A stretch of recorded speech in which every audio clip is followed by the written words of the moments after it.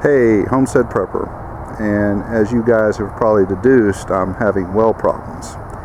And it started this morning. I get up at 4:30 a.m. every day, and I walk like a zombie and get in the shower, and that shower it wakes me up. It turns me into a human being or something. I don't know what it is, but of course I turned the shower on and no water came out, and I was not a happy camper, to say the least. I had to take care of all my stuff in the morning, the dogs, all that business, like everybody else does. And I came out here and fiddled around with this in the dark, and I ran out of time. I had to be somewhere, so I did get it going. And the problem is this capacitor right here is bad. So let me I want to take you through the steps of what I did and how I fixed it. Just maybe that'll help somebody out. And I want to say, guys, you have to work at your own risk and work under the supervision of a licensed electrician.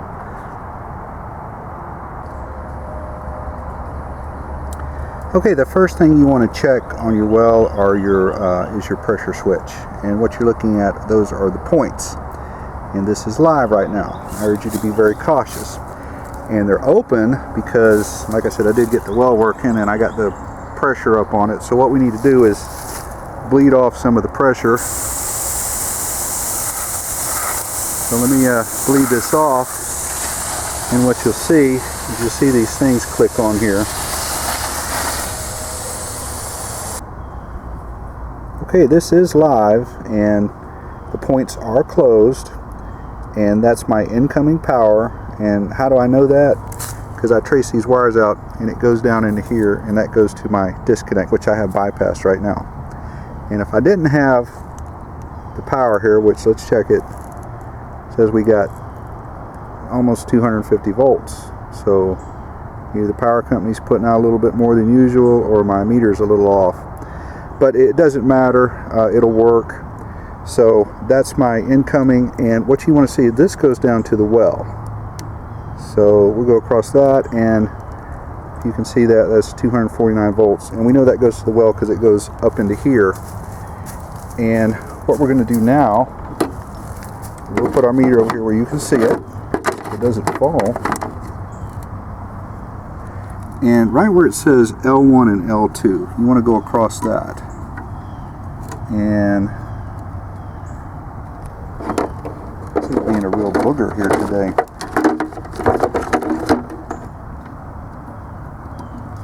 Okay, L1 and L2, and we've got voltage there. So I've got voltage to the control box. Now, I put this, there's a video of this well being installed a couple years ago, and a friend of mine is a well driller, and he recommended get a control box, and he said if anything ever goes bad, you can replace it up here rather than pull it out, you know, that well casing, which I think mine is down about 60 feet. So so hopefully we don't have a problem with the well, we have a problem up here, relay, capacitor, something like that. Now what I did is I put this thing back. This thing was installed, and I switched this thing to AC amps. You put it around one wire. If you put it around both wires, it won't work.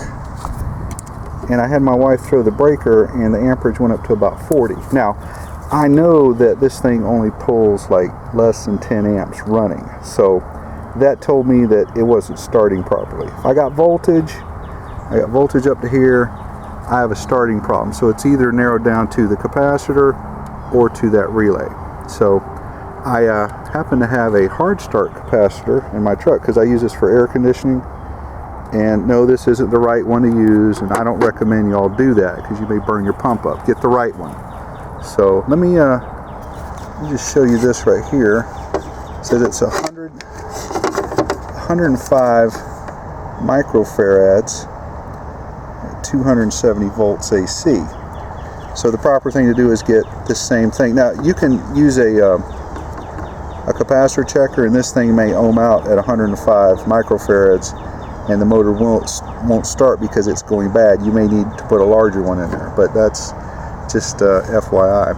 And I took a picture of the wiring here, so let me take this apart and show you how I got my well going.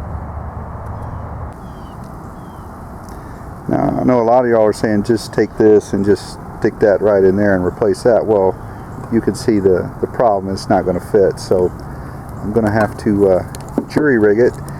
So what I'm going to do is I'm going to take this off, and I'm just going to remove that wire right there, and I need somebody to help me film this.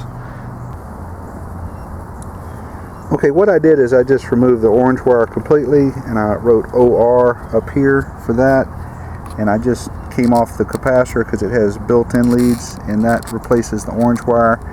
And that this one went up to the other side of the capacitor, and fortunately it comes with this little stake-on thing right here, so I can just plug it right in. So, but like I said, it's not going to fit in the box, so let me put this all back together, and we'll show you how it's working. But that's the gist of it, guys. And like I said, I don't recommend you do this because you might damage your pump motor, but if my pump goes bad, I've got a spare one, and I'll just put that in. So just want to show you that. Okay, you can see how I got it hooked up, and being that that thing won't fit in there, it has to fit on the outside of this, and I've got it through that little hole right there. And yeah, I know that's not the proper way to do it. It should have an insulator around it, but this is just temporary. I'm just doing this for testing. So and I've got it hooked up the same way I showed you. So what we're going to do is we're going to put this box back on here, and what it does, guys, is it just plugs in right there. Now you can buy a whole new one of these things right here, and you can just pop that on there. That'd probably be the best thing to do instead of doing what I'm doing, but I'm just showing you for troubleshooting purposes.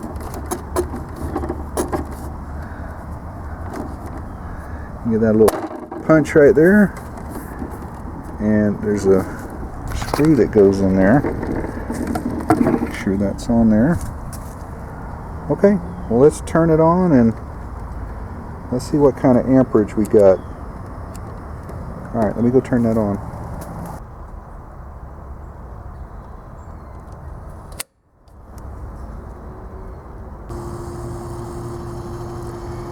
Okay, that's a better amperage right there, and that's on the red wire. That's our L1, and let's go to our other one right here, and it just clicked off, and that's because we brought the pressure up really quick. So guys, that's just a quick way you can check and make sure this is working. And I'm going to pressurize the water in my house, and I'm going to run everything out, make sure there's no air bubbles.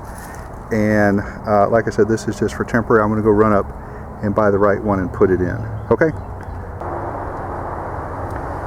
Okay, I went up to Tampa well drilling, and the guy was great up there, and I bought a new capacitor. This was $28, and this is the old one, and this is the hard start that I used to troubleshoot the thing. And we're just going to put this over here for right now. Let's open this up. Of course, I did check it there, make sure it looks pretty much the same. It's exactly, or pretty close to the same size, and it's close to the same specifications. And these things are designed to wear out. I think this one's only like 3 years old when I put it in. And I think I mentioned before, and if I didn't, if you have this type of setup right here, you can replace the parts. If this is all combined in the motor and it's 60 feet down, you're gonna have to pull the motor out and fool with that. This is a lot easier to fool with up here. So we're going to put this in, and you can look at your diagram, but it's not that hard, and it doesn't matter if I put the black on this terminal or that terminal.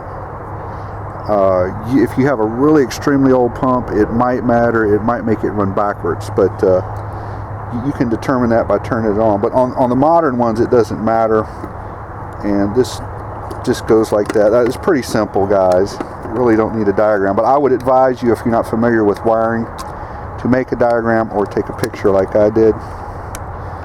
And we can put this on right here. Put that screw, let that screw go. And I also wanted to take a moment to show you my part of my everyday carry. I'm not going to show you everything I carry around, but part of my everyday carry is this right here. Now you can carry that around, or you can carry, a tool pouch around, which, I do both sometimes depending on what I'm doing. But This right here, I guess, was like one of the original multi-tools. This is great. It gives me the knife option, and a lot of y'all are familiar with this. This is a military issue. I got this off of eBay for, I think, $32, something like that. This is great. And this right here was about, I think with shipping, was 25 bucks off of Amazon. And if you've never seen one of these, this thing is fantastic if you do work like I do, and don't care what I'm running into. This has got 10 different tools in it, and it has the I use the 5/16 quite a bit, and also the 1/4 inch, and this gives me both options instead of having to fumble around in my tool pouch. And you've also got the regular screwdriver, small, large, and you've got the other things. So this thing is phenomenal. I really like using it. It's very convenient, and we can go ahead and put this on.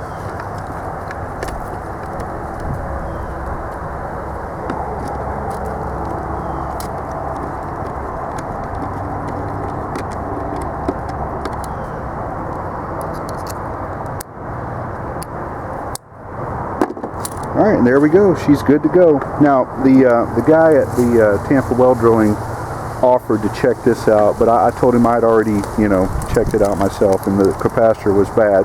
Now, as I was saying, you can still have, this capacitor could be good, this one could be good too, and the motor starts to break down, and then you have to use one of these hard start capacitors to get it to work anyway. So, that's yet to be determined. We're going to put this back together, and we're going to find out about it. And to get a whole new control box, I think he said it was like $99.50, which was cheaper than what I saw online. So sometimes, guys, buying stuff local is better than buying online. Then you got to pay the delivery and you got to wait. This guy had it right there, and he was a wealth of information. So okay, well, let's put this on and see how it works.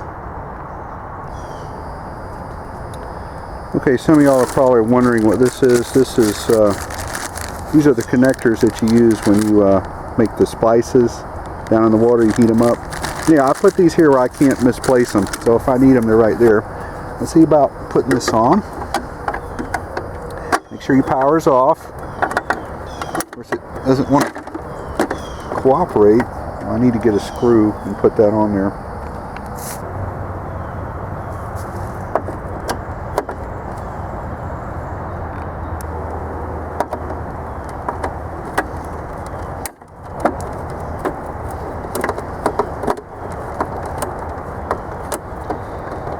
On there nice and snug, and we're going to go turn the well on and see if it works.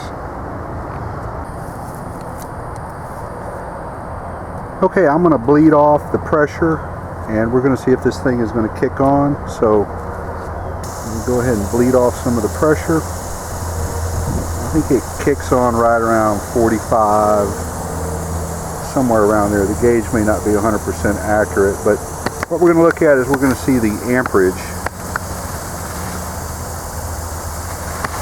The thing will focus. There we go. Yeah, I know it's upside down. It'll probably take a couple minutes. This thing has a lot of pressure here.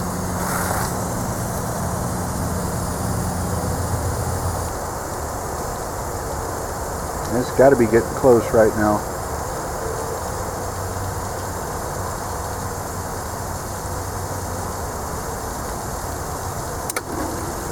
There we go. Alright, you saw what it shot up to, and it's where that amp probe, and plus you can hear it running. So that was the problem, guys, and the motor is not screwed up. It's just they don't make stuff like they used to. So 9.5 amps on that leg. Let's try the other leg. And about the same. So yeah, I think the motor's fine. It's just that capacitor blew out. And put this off. and I have got water again. So there you go, guys. I hope that was helpful. If you have any questions, feel free. This is the Homestead Prepper out.